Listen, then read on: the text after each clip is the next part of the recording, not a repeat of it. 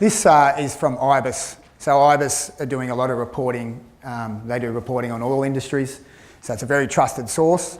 And to tell you the truth, when I first saw this report, I didn't particularly believe this report. I thought this report was wrong, because you can see there that the annual growth is basically, they're saying that this is an industry which is going to be static for a while.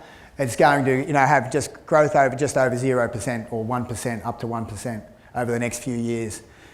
But really what's happening is there's a move away from public sector to private sector.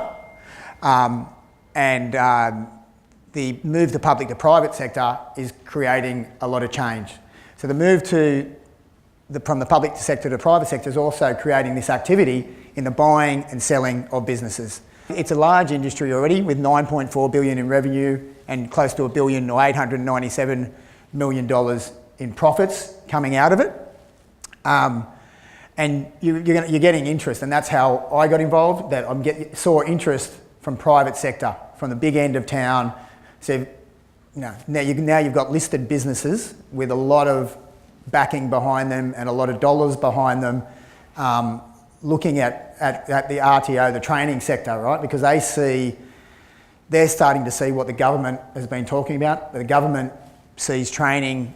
Australia is a wealthy country with a high wage base.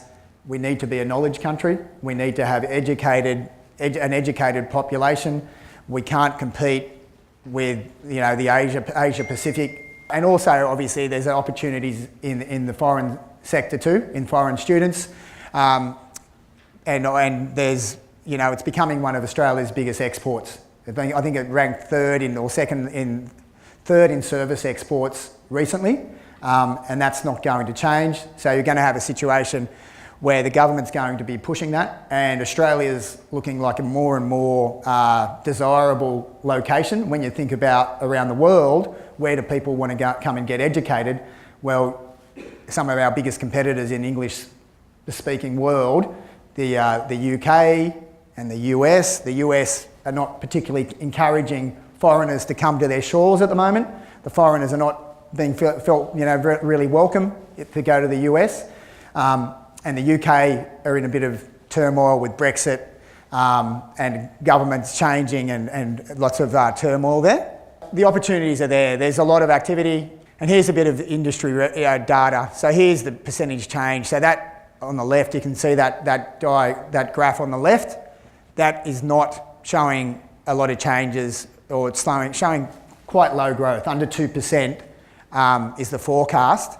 But as we mentioned, it's about this change. It's about the move to the private sector, and that's why other private enterprises are getting involved here. And then you've got the industry data. So industry data there for revenue. It's obviously increasing, but not as much as we would expect. But the shift to the private sector is what we're here for. And revenue is obviously, when you're running a business, is very important. And revenue kind of drives your growth and drives your profits if you're running an effective business and you can grow scale. I know myself that running my business, and when I see clients, what they want is, I want more revenue, right? So the bottom line, you want more revenue through the door to create more opportunities and to give you more scale.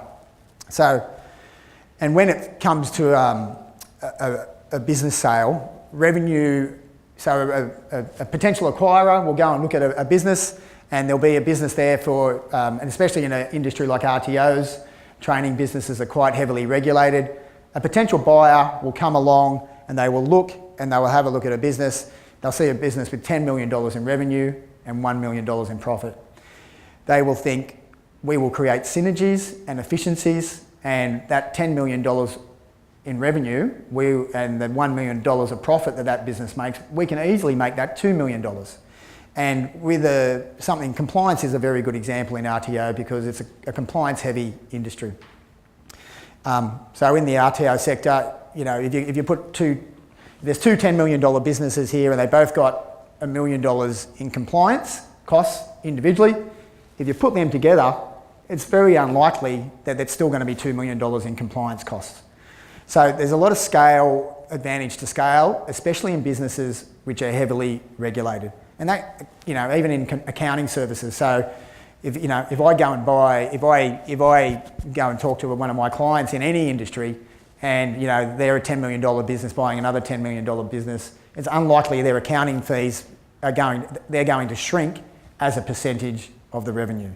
So revenue gives scale, and buyers will, not only will they think they can increase the revenue that they've already got, but they'll see the synergies in how the business is, in combining two businesses.